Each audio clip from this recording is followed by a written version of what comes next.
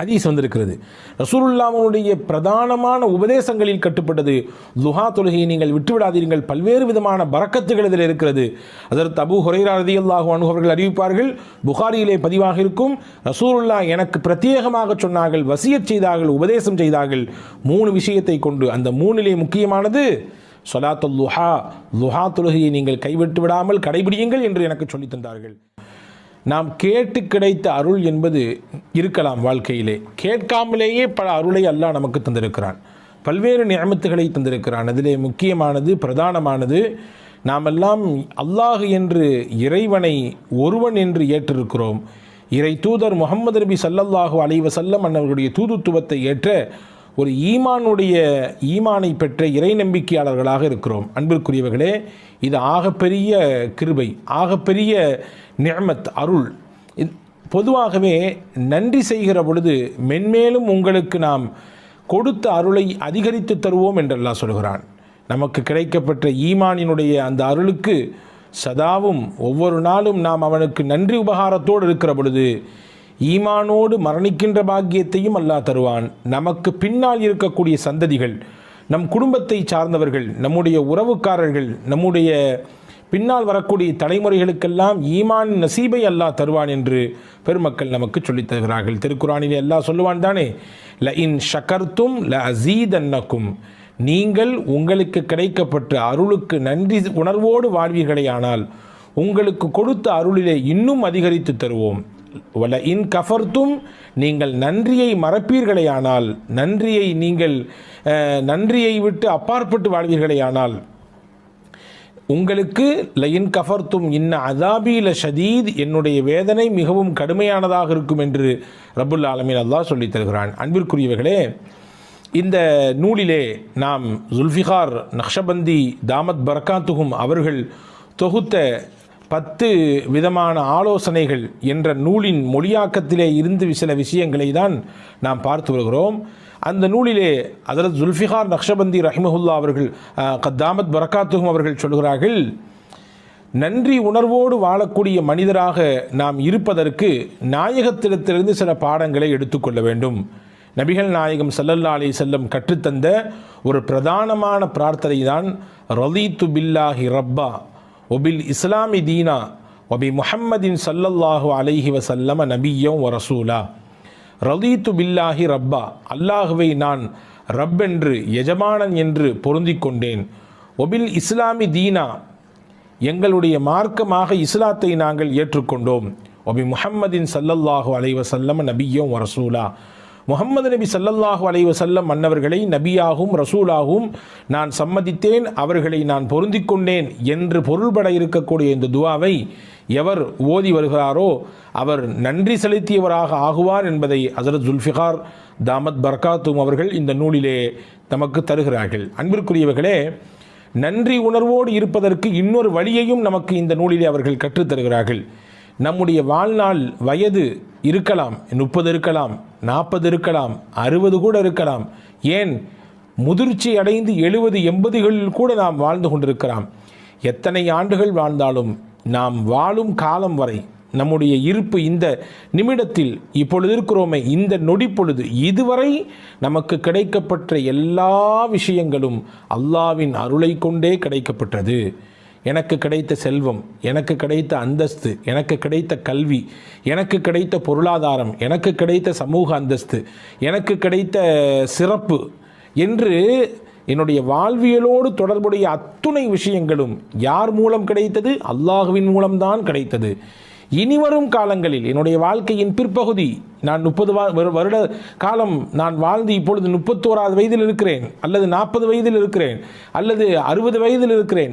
இனி என் ஹயாத் முடியும் வரை, என்னுடைய வாழ்க்கையின் கடைசி வரை கிடைக்கக்கூடிய விஷயமும் அல்லாஹ்விடத்தில்தான் கிடைக்கும் என்ற நம்பிக்கையோடு ஒருவர் அந்த நிலைப்பாட்டை வெளிப்படுத்தக்கூடியவராக இருப்பாரேயானால் நிச்சயமாக அவரும் நன்றி உணர்வு மிக்கவர் என்பதை பெருமக்கள், குறிப்பாக ஹஜ்ரத் தாமத் பரக்காத்துஹும் ஜுல்ஃபிகார் ரஹிமஹு தாமத் பரக்காத்துஹும் அவர்கள் சொல்கிறார்கள். அன்பிற்குரியவர்களே, என்னுடைய திறமையாலோ, என்னுடைய கல்வி அறிவினாலோ, என்னிடத்தில் இருக்கக்கூடிய செல்வ செழிப்பினாலோ, என்னிடத்தில் இருக்கக்கூடிய அதிகாரத்தினாலோ, என்னிடத்தில் இருக்கக்கூடிய பலத்தினாலோ எதுவும் கிடைக்கவில்லை, எல்லாம் அல்லாவின் அருள் என்ற எண்ணத்தோடு ஒருவர் தன்னுடைய வாழ்வை அமைத்துக் கொள்வாரையானால் அவரும் நன்றிக்குரியவர், நன்றி செலுத்தியவராக இருப்பார் என்பதை ஹஸரத் ஜுல்ஃபிகார் தாமத் பரகாத்துஹும் அவர்கள் சொல்லித் தருகிறார்கள். அன்பிற்குரியவர்களே, எனவே நன்றி உணர்வோடு வாழ வேண்டும். அது நம்முடைய கடைசி நிமிடத்திலே கலிமாவின் பாக்கியத்தை நமக்கு பெற்றுத்தரும். ஹஸரத் ரசூலுல்லாஹி ஸல்லல்லாஹு அலைஹி வஸல்லம் அன்னவர்கள் சொல்லக்கூடிய ஹதீஸ் பதிவு செய்யப்பட்டிருக்கிறது தானே, நாம் எல்லாம் பல தடவை கேட்டிருப்போம் தானே. முஸ்லிம் ஷரீஃபிலே வருகிறது, ரசூலுல்லாஹி ஸல்லல்லாஹு அலைஹி வஸல்லம் சொல்வார்கள், அபூதருல் கிஃபாரி ரலியல்லாஹு அன்ஹு அவர்களுடைய அறிவிப்பு, குல் யுஸ்பிஹு அலா குல்லி சுலாமா மின் அஹதிக்கும் சதகா. உங்களிலே ஒவ்வொருவரும் தினசரி காலை உங்களுடைய உடலிலே இருக்கக்கூடிய ஒவ்வொரு மூட்டு எலும்புக்கு ஜாயிண்ட்டுகள் இருக்கிறது தானே, உடலிலே ஒவ்வொருவருடைய உடலிலும் ஜாயிண்ட்டுகள் இருக்கிறது. நீங்கள் விரலை எடுத்துக்கொள்ளுங்கள், இந்த விரலிலே 3 விதமான ஜாயிண்ட்டுகள் இருக்கிறது, 1 2 3. அதே போன்று உடலிலே எத்தனையோ ஜாயிண்ட்டுகள் இருக்கிறது. ஹஸரத் ரசூலுல்லாஹி ஸல்லல்லாஹு அலைஹி வஸல்லம் சொன்னார்கள் 360 ஜாயிண்ட்டுகள் இருக்கிறது, 360 மூட்டு இணைப்புகள் இருக்கிறது. இந்த ஒவ்வொரு இணைப்புக்கும் ஒவ்வொரு சதக்கா தர வேண்டும் என்றார்கள் ரசூலுல்லாஹி ஸல்லல்லாஹு அலைஹி வஸல்லம். ஏனென்றால் காலையில் நீங்கள் எழுகிற பொழுது ஆரோக்கியமாக எழுகிறீர்கள். ஹஸரத் அல்லாமா குர்துபி ரஹ்மத்துல்லாஹி அந்த ஹதீஸுக்கு விளக்கம் எழுதுகிற பொழுது இப்படி எழுதுவார்கள், எந்த மனிதனுடைய ஜாயிண்டுகள் செயல்படாமல் ஸ்தம்பித்து விட்டதோ அவனுடைய வாழ்க்கையும் முடமாகி போகும். நினைத்து பாருங்கள், நம்முடைய கையிலே 5 விரல் இருக்கிறது. நாம் நினைத்த மாதிரி நாம் மடக்கிக் கொள்கிறோம், விரித்து கொள்கிறோம், நினைத்ததை பிடித்து தூக்குகிறோம், தேவை உள்ளதை நாம் தட்டுகிறோம், அதே போன்று எடுக்கிறோம் வைக்கிறோம், இப்படி பல விஷயங்களை செய்கிறோம். அப்படி இருக்குதானே. ஆனால் இந்த ஜாயிண்ட்டுகள் எல்லாம் செயல்படாமல் போனது என்று வைத்துக் கொள்ளுங்கள், அப்படியே முடமாகி போய்விடும், எதுவுமே செய்ய முடியாது. பிடிப்பதற்கு சிரமமாகி போய்விடும், எழுதுவதற்கு சிரமமாகி போய்விடும், வாசிப்பதற்கு கஷ்டமாகி போய்விடும், எல்லாம் முடம்தான். ஹஸரத் அல்லாமா குர்துபி ரஹ்மத்துல்லாஹி இது பெரிய நிஅமத், இது அல்லாஹ் கொடுத்த பெரும் நிஅமத். ஒவ்வொரு நாளும் காலை எடுக்கிற பொழுது நம்முடைய ஜாயின்கள் எல்லாம் செயலோடு இருக்கிறது என்றால் அது பெரும் நிஅமத். எனவே தான் ரசூலுல்லாஹி ஸல்லல்லாஹு அலைஹி வஸல்லம் ஒவ்வொரு நாள் காலையும் நீங்கள் 360 தர்மம் செய்யுங்கள், காரணம் உடலிலே 360 மூட்டுகள் இருக்கிறது என்று சொன்னார்கள். சஹாபாக்கள்லாம் கேட்டாங்க, ஏழை சஹாபாக்கள் எங்களால் எப்படி முடியும், 360 தர்மம் செய்ய முடியும் என்றால் எங்களால் எப்படி வாய்ப்பு இருக்கிறது, நாங்கள் ஏழைகளாச்சே. இப்போ ரசூலுல்லாஹ் சொன்னாங்க, அதுக்கு ஃபகுல்லு தஸ்பீஹத்தின் சதகா, சுபஹானல்லாஹ் என்ற தஸ்பீஹ் சொல்லுங்கள், அது ஒரு சதகா. ஒக்குல்லு தஹ்மீதத்தின் சதகா, அல்ஹம்துலில்லாஹ் என்று சொல்லுங்கள், அதுவும் ஒரு சதகா. ஒக்குல்லு தஹ்லீலத்தின் சதகா, லா இலாஹ இல்லல்லாஹ் என்று சொல்லுங்கள், அதுவும் ஒரு சதகா. ஒக்குல்லு தக்பீரத்தின் சதகா, அல்லாஹு அக்பர் என்று சொல்லுங்கள், அதுவும் ஒரு சதகா. அம்ரும் பில் மஅரூஃபி சதகா, நல்லதை பிறருக்கு சொல்லிக் கொடுங்கள், அதுவும் சதகா. நஹியன் அனில் முன்கரி சதகா, தீமையிலிருந்து ஒரு மனிதரை தடுத்து நிப்பாட்டுங்கள், அதுவும் சதகா தான். சொல்லிட்டு சொன்னாங்க ஸல்லல்லாஹு அலைஹி வஸல்லம், வயுஜ்ஸி மின் தாலிக குல்லஹு ரக்அத்தானி யர்கஉஹுமா மின் அத்-துஹா.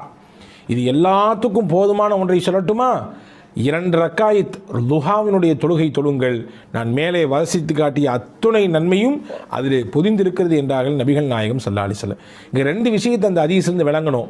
ஒன்று, ஒவ்வொரு நாளும் தனக்கு கிடைக்கப்பட்ட அருளுக்கு ஒரு மனிதர் நன்றி உள்ளவனாக இருக்க வேண்டும் என்பதை ரசூலுல்லாஹ் அந்த ஹதீஸை சொல்கிறாங்க. நன்றி செய்வதற்குரிய வழி என்ன என்பதை சஹாபாக்கள் கேட்ட பொழுது எளிமையான வழியை, நன்றி செய்வதற்குரிய வழியை அழகாக பெருமானா சொல்லித் தருகிறார்கள். தஸ்பீ செய்யுங்கள், தஹ்மீது செய்யுங்கள், அல்லாஹ் அக்பர் என்று சொல்லுங்கள், லா இலாஹ இல்லல்லாஹ் சொல்லுங்கள், எதுவும் இல்லையா, இது எல்லாத்தினுடைய நன்மையையும் நான் பின்னால் சொல்லக்கூடிய ஒரு விஷயம் உங்களுக்கு பெற்று தந்துவிடும், அதுதான் லுஹாவினுடைய 2 ரக்காய் தொழுகை என்று நபிகள் நாயகம் ஸல்லல்லாஹு அலைஹி வஸல்லம் சொன்னார்கள். ஆயிஷா ரலியல்லாஹு தஆலா அவர்கள் அறிவிப்பார்கள், ஹதீஸிலே பதிவாக இருக்கிறது, முஸ்லிமிலே வந்திருக்கிறது, கான ரசூலுல்லாஹி ஸல்லல்லாஹு அலைஹி வஸல்லம் யுஸல்லி ஸலாத்தல் லுஹா அர்பஅன், நபிகள் நாயகம் தொடர்ச்சியாக 4 ரக்காயத் லுஹாவினுடைய தொழுகையை எப்பொழுதுமே தொழுது வருவார்கள் என்று ஹஜ்ரத் அன்னை ஆயிஷா ரலியல்லாஹு தஆலா அவர்கள் சொல்கிறார்கள். நாடினால் பெருமானால் யஸீது மாஷா அல்லாஹ், அல்லாஹ் நாடினால் அவர்கள் அதைவிடவும் கொஞ்சம் கூட்டிக் கொள்வார்கள். ஹதீஸ் வந்திருக்கிறது. ரசூலுல்லாஹ்வுடைய பிரதானமான உபதேசங்களில் கட்டுப்பட்டது லுஹா தொழுகையை நீங்கள் விட்டுவிடாதீர்கள், பல்வேறு விதமான பரக்கத்துகள் இதில் இருக்கிறது. ஹஜ்ரத் அபூ ஹுரைரா ரலியல்லாஹு அன்ஹு அவர்கள் அறிவிப்பார்கள், புகாரியிலே பதிவாக இருக்கும், ரசூலுல்லாஹ் எனக்கு பிரத்யேகமாக சொன்னார்கள், வசியத் செய்தார்கள், உபதேசம் செய்தார்கள் 3 விஷயத்தை கொண்டு. அந்த 3லே முக்கியமானது சொலாத்துல் லுஹா, லுஹா தொழுகையை நீங்கள் கைவிட்டு விடாமல் கடைபிடியுங்கள் என்று எனக்கு சொல்லித் தந்தார்கள். ஹதீஸிலே வந்திருக்கிறது, நபிகள் நாயகம் ஸல்லல்லாஹு அலைஹி வஸல்லம் சொல்லக்கூடிய ஹதீஸ். ஹஜ்ரத் அபூதர் ரலியல்லாஹு அன்ஹு, ஹஜ்ரத் அபூதருல் கிஃபாரியும் அபு தர்தா ரலியல்லாஹு அன்ஹு அவர்களும் அறிவிப்பார்கள். முஸ்னத் அஹ்மதிலே இந்த ஹதீஸ் பதிவாக இருக்கிறது.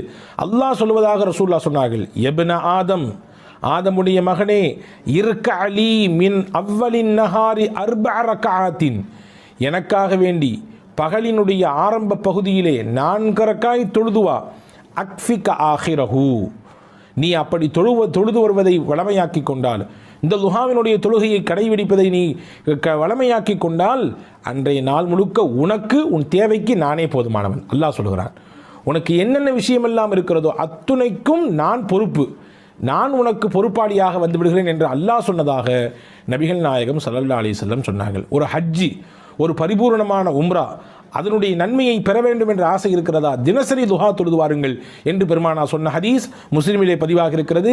ஹஜ்ரத் அனஸ் இப்னு மாலிக் ரலியல்லாஹு அன்ஹு அவர்களுடைய அறிவிப்பாக, நாங்கள் எங்கள் வாழ்க்கையில் பரக்கத்தை எதிலிருந்து பெற்றுக்கொண்டோம்? லுஹா தொழுகையின் மூலமாக பெற்றுக்கொண்டோம்.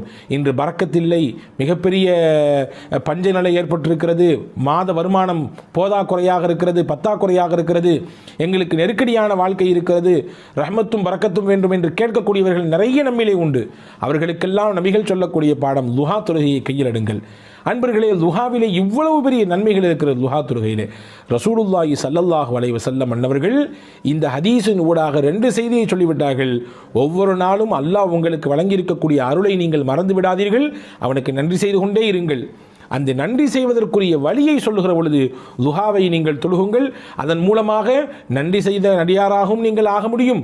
உங்கள் வாழ்க்கையிலே கிடைக்க வேண்டிய எல்லா விதமான விஷயங்களுக்கும் அல்லாஹ் உங்களுக்கு பொறுப்பாளியாக மாறுகிற உயர்ந்த அந்தஸ்திற்கு உயர முடியும் என்பதையும் நபிகள் நாயகம் ஸல்லல்லாஹு அலைஹி வஸல்லம் இந்த ஹதீஸின் வழியாக நமக்கு சொல்லித் தருகிறார்கள். அன்பர்களே, எனவே நன்றி உள்ள அடியாராக நாம் இருக்கிற பொழுது நிச்சயமாக நமக்கு அல்லாஹ் வழங்கியதை இன்னும் அதிகப்படுத்துவான் என்பது ஒருபுறம் இருந்தாலும், மறுபுறம் முக்கியமாக நம்முடைய கடைசி சமயத்திலே கலிமாவின் பாக்கியம் கிடைக்கும்.